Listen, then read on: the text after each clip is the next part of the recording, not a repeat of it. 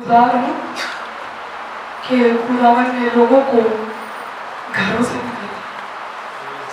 ये सच्चाई है। इतने लोग ईद भी होती है या थोड़े का ज़्यादा होती है, इसलिए वरना लोग घरों में सोए रहते हैं। अभी भी काफ़ी लोग हैं जो नहीं आए, उनके लिए भी हम दुआ को हैं तो खुदावन उनको अपनी ईद के चुंगल से निकाले। आज हम खुदावन के कलाम में से पढ़ेंगे। हम सब ने बचपन ही से सुना है, हमने एक बीज बोने वाले की मिसाल सुनी हुई है।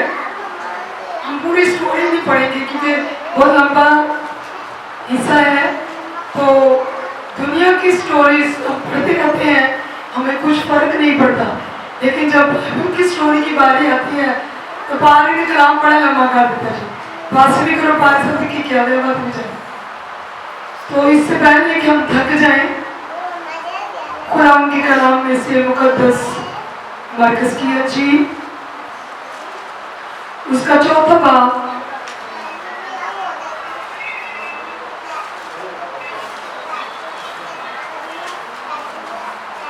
हम तमसील नहीं पढ़ेंगे, तमसील के मकासद पढ़ेंगे।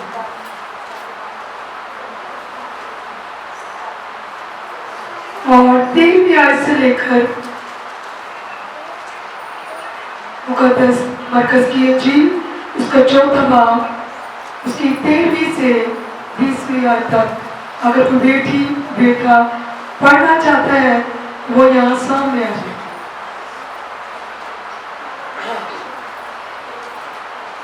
कोशिश किया करें खुदावन के कलाम को पढ़ने की, क्योंकि खुदावन का कलाम जब हम पढ़ते हैं तो भी हमारे ज़हनों को रोशन करता है।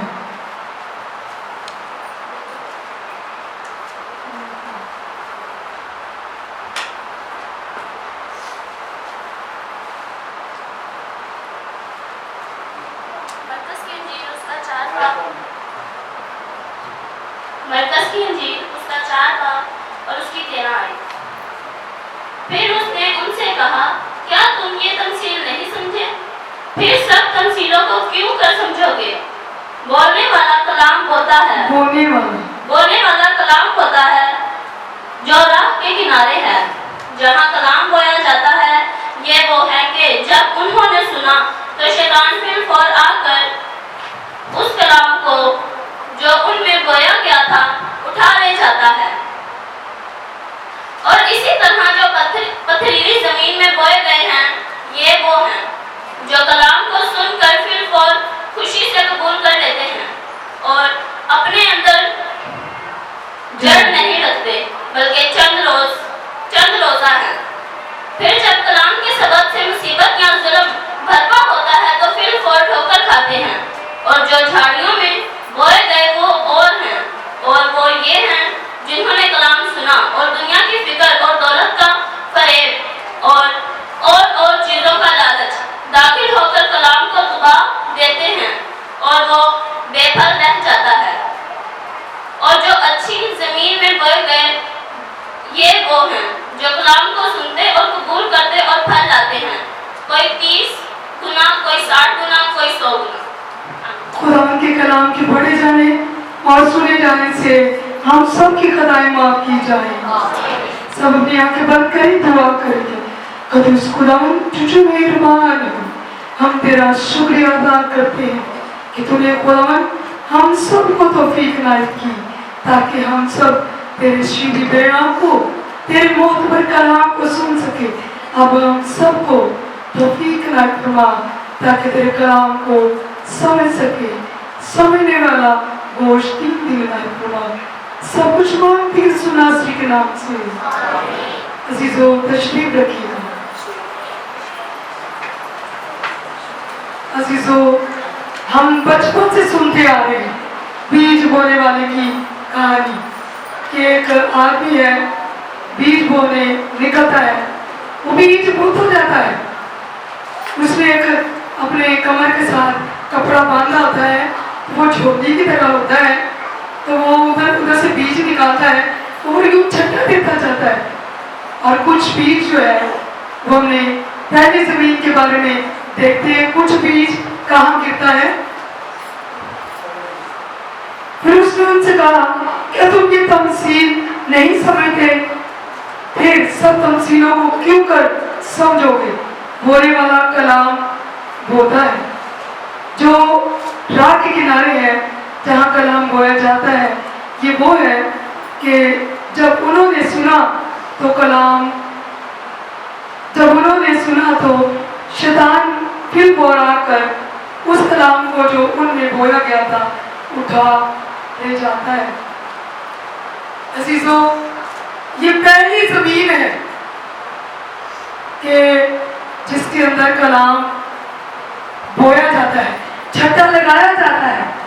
वो वहां बीज गिरता तो जरूर है, कलाम सुनाई तो देता जरूर है, लेकिन कितने सेकंड, चंद सेकंड, चंद मिनट उन्होंने गिरजाघर में आए, कलाम बड़े अच्छे तरीके से सुना है, लेकिन चुपके से शैतान आया, इब्लीस आया और कलाम चुरा के ले गया, पता भी नहीं चला।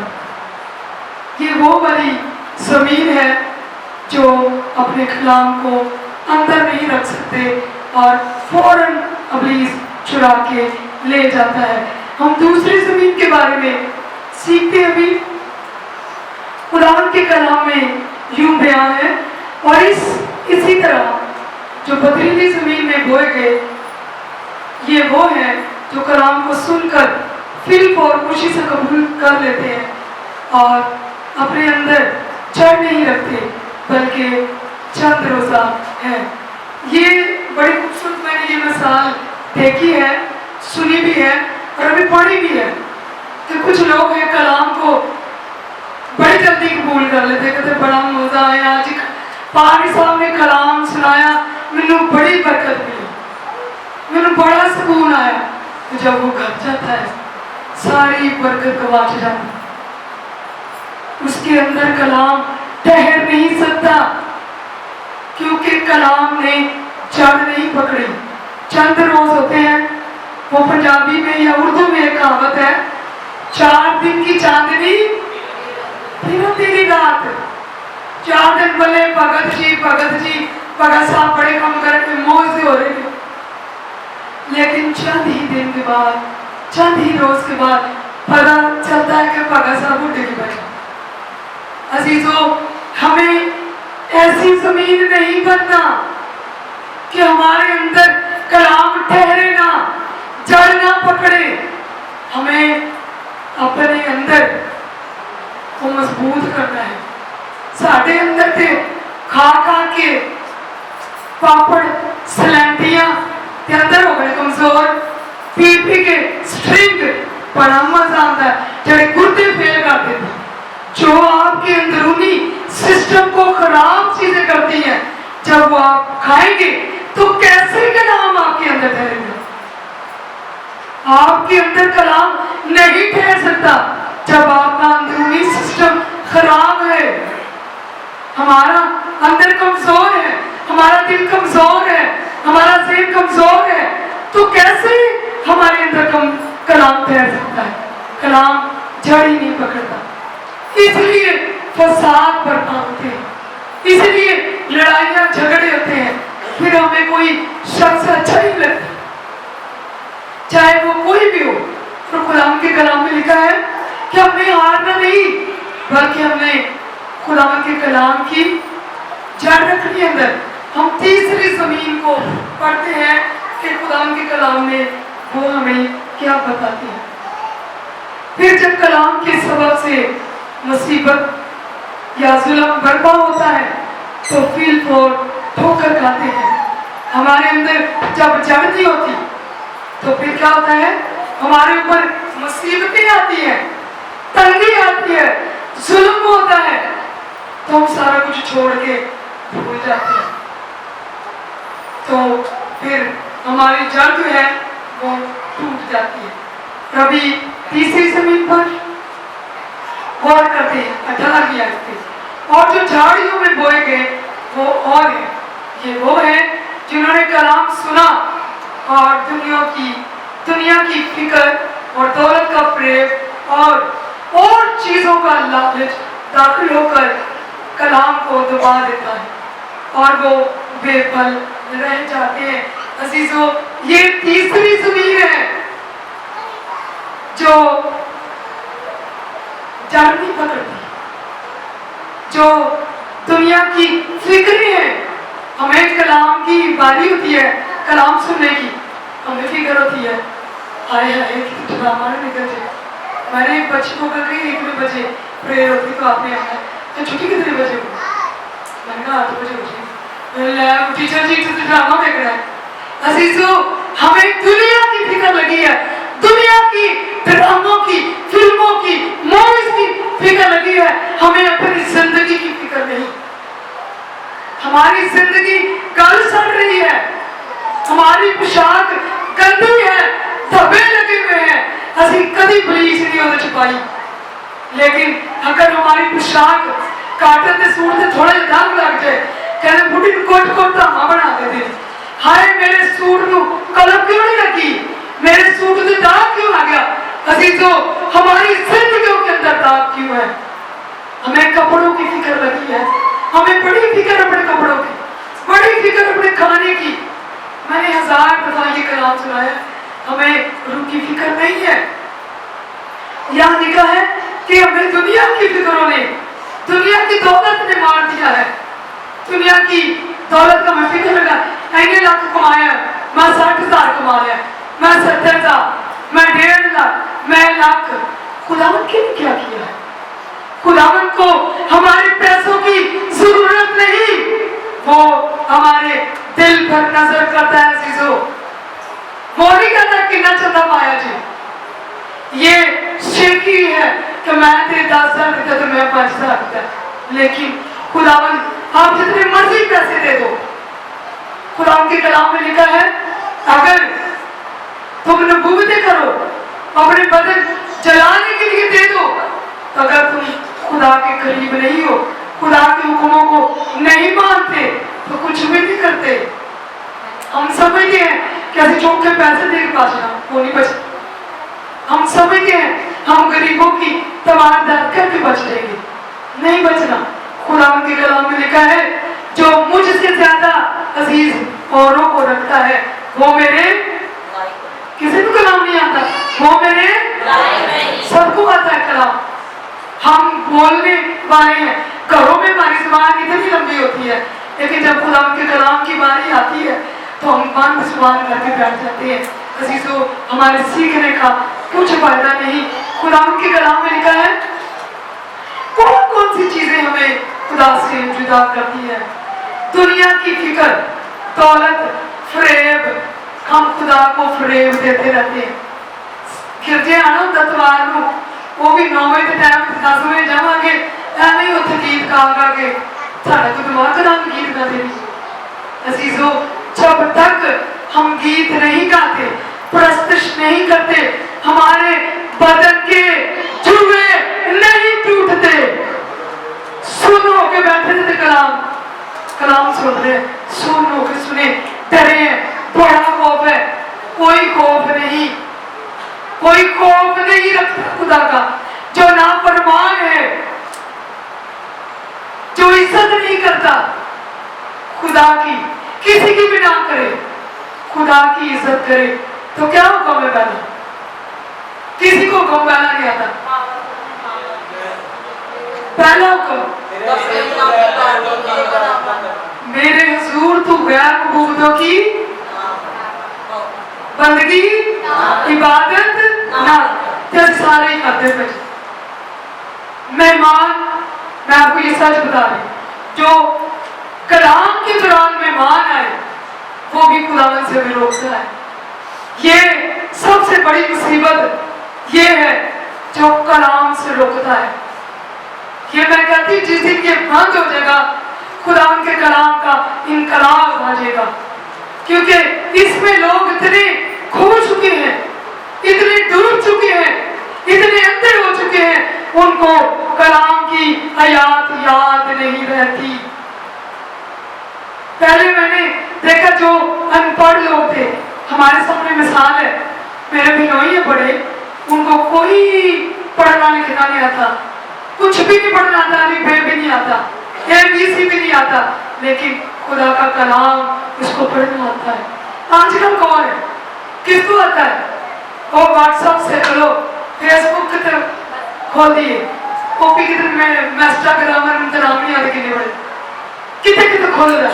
ये सबसे पूछो, बच्चों से पूछ लो, 1 साल का बच्चा उसको भी व्हाट्सएप चलाना आता है, 2 साल का बच्चा उसको भी चलाना आता है, नपढ़ है उसको मैसेज करने आती है, लेकिन खुदा का कलाम नहीं पढ़ना आता। ये नहीं मैंने आता, ये पारा पड़ा। अजीजों, ये हमारे बदन की अक्कासी करता है, ये हमारा आईना है। जब हमारे मुंह पे कोई गंदगी लग जाती है, कोई धब्बा दाग लग जाता है, तो हम क्या देखते हैं? जब हमें नजर नहीं आता तो दूसरे कहते तेरे मुंह पे कुछ लगा है, तो क्या देखते हैं? आईना देखते हैं, शीशा देखते हैं। तो अपनी जिंदगी को दुरुस्त करने के लिए खुदा के कलाम को क्यों नहीं देखते? आपकी टेढ़ी जिंदगियां सीधी हो जाएंगी, आपकी टेढ़ी नजरें सीधी हो जाएंगी, आपकी आंखों के ऊपर झिल्ली चढ़ गई है।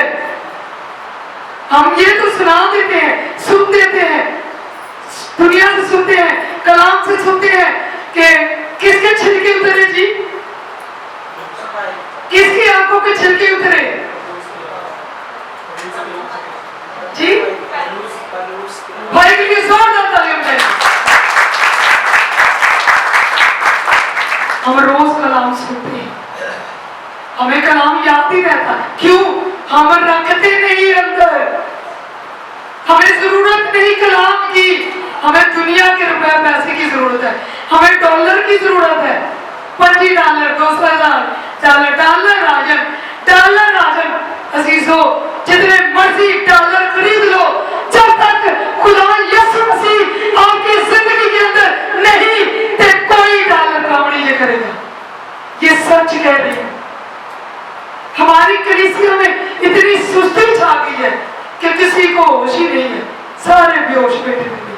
आज एक बेटी आई, मैं सुबह 5 बजे की उठी हुई हूँ, मुझे कोई उठे ना उठे, मुझे किसी से कोई टेंशन नहीं। मैंने जान लिया कि खुदावंद ने मुझे जो जिम्मेदारी दी है वो मैंने करनी है।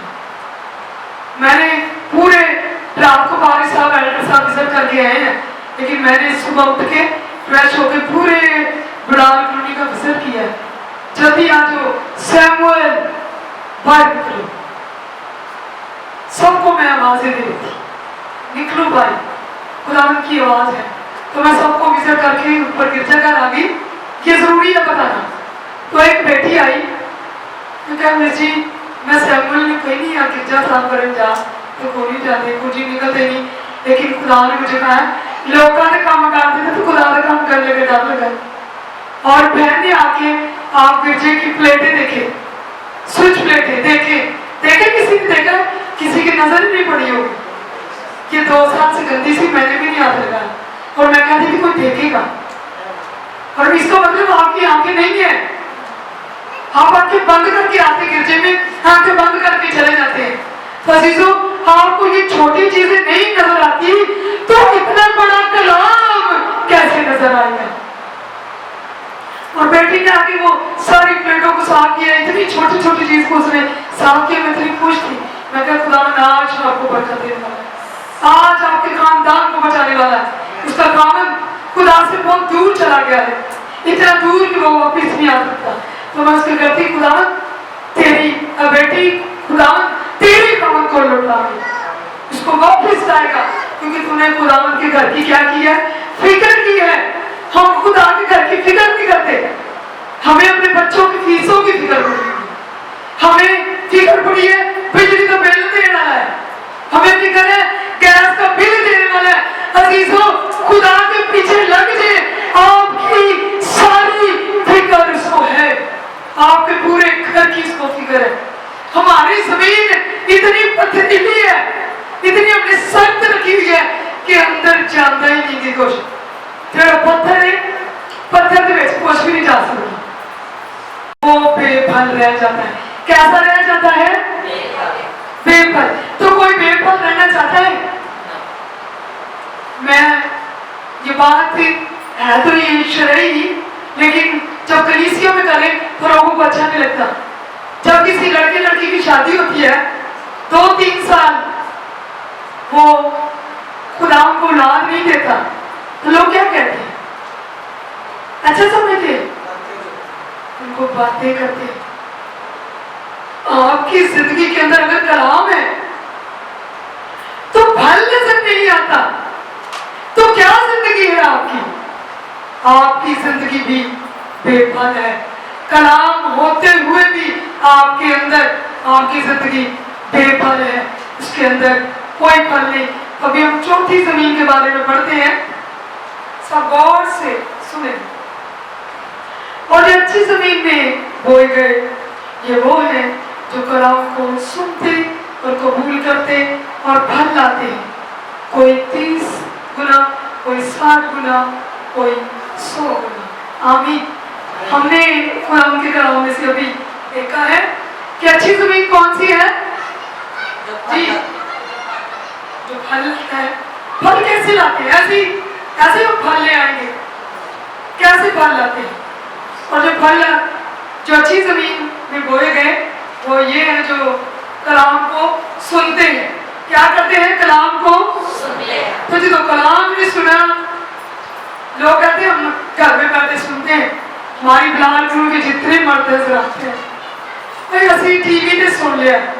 अजीजों, टीवी पे सुनो, जरूर सुनो, मैं नहीं कहती कलाम ना सुनो, लेकिन खुदा के कलाम में किस किस ने पढ़ा हुआ है? हाँ जी, सबिनिया किसी पे में यूरोप की किताब में क्या क्या लिखा है? क्या लिखा है? बेहया कौन जमा हो वो तेरी नहीं है तीज जग है। ये मैं सच कह रही हूँ, जमा होते नहीं। मैं 1000 दफा मैंने कहा गली की लड़ाई हो जाए सारे बंदे निकल आते, कमीज भी नहीं पाई होगी दे गई। तो जब कलाम की बारी आती है सारी बीबियां को कहते तू चल मैं आ गया, आते होते कोई भी। और खुदा ने सिर्फ औरतों को नहीं बनवाया, खुदा ने किनको बनवाया है? पहले कौन आया था? जब निकाह करते हैं सारे बंदे जमा होते, जब जनाजा होता है बंदे तो गिरजियां बीबियां क्यों बड़ी? मर्दों को कलाम की जरूरत नहीं है और ना सारे तो जाए। ये सच कह रही हूं, जो कलाम सुनता है उसकी जिंदगी बदलती है। जो कलाम नहीं सुनता उसकी जिंदगी नहीं बदलती, जो कुछ मर्जी करता रहे, चाहे वो देगे पकाए, चढ़ावे चढ़ाए, गरीबाई तिमन खिलाए, कबूतरान खुआए, पौधें खुआए, जिसको मर्जी खुला ले, उसकी जिंदगी की बख्शिश नहीं। वो तैयार है आग और गंधक की झील के लिए, उसका इंतजार वो फरिश्ते कर रहे हैं जो आग में धकेल के ले जाते हैं। वो मैंने एक देखा था टीवी में, बताते कि यीशु मसीह जब आएगा तो फरिश्ते कैसे खींच के लेके जाते। उन्होंने यहाँ से कॉलर से पकड़ा हुआ था मर्दों को और पकड़ पकड़ के घसीट के आग में डाले जा रहे थे। वो लोग बंदे भी और औरतें भी सारी, सिर्फ मर्दों को नहीं मैंने कहा, औरतें भी साथ ही हैं। सब लोग जो खुदा के नाफरमान हैं वो आग और गंधक की झील में डाले जाएंगे। और जो खुदा के फरजंद हैं, फरिश्ता आता है और उसको उठा के बड़ी इज्जत से लेके जाता है। जो खुदा के कलाम की इज्जत करता है खुदा उसकी इज्जत करता है। तो अगर आप खुदा के कलाम की इज्जत नहीं करते तो अजीजों आपकी भी इज्जत नहीं होगी। हमने कितना फल लाना है? 100 गुना लाना है। तो ठीक है ना, दिन लाओ सही, यहाँ लिखा है लाओ सही, पर कितना लाओ? 30 गुना, 60 गुना, 100 गुना। 100 गुना वो फल लाता है जो खुदा के पूरे कानून को मानता है। हम कहते हैं खुदावन 100 का 100 मैनू ही दे दे तो मैं बड़ा तेरा काम किया। हमने कुछ भी नहीं किया अजीजों।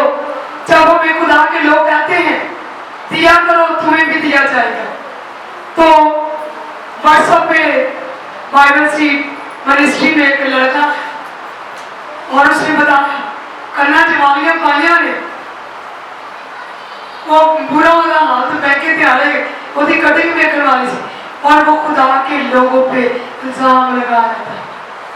वो बड़िया गड्डियां वाले हो गरीबों दे दो, करियां छोटियां वालो, ये बुरी बात है। खुदावन के जो लोग होते हैं खुदावन उनको सरफराज करता है।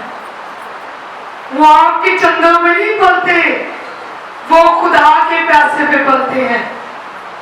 खुदा उनको देता है, खुदा उनको सरफराजी देता है। आपके पास क्यों नहीं? आप भी लो। वो किससे लेते हैं? वो दिन और रात खुदावन की हजूरी में सिजदा कर होते हैं, दिन और रात अपने घुटने खुदावन की हजूरी में झुकाई रखते हैं। आप कितने घुटने झुकाते हो? साढ़े तो गोडिया से इतनी पीड़ होती है, जवाना ने भी बुढ़े बुढ़े कहते हैं, जवान भी कहते मेरे गोडे से पीड़ हो रही है, मेरे गिटिया से पीड़ हो रही है, मेरे सिर से पीड़ हो रही है। अजीजों सारी तकलीफों को छोड़ दो, यीशु मसीह आपके दिल में आना चाहता है। यीशु मसीह चाहता है जो तमाम बीमारियों को रफा करता है। आप उस यीशु को मानते हैं जो बीमारियों को दूर करता है।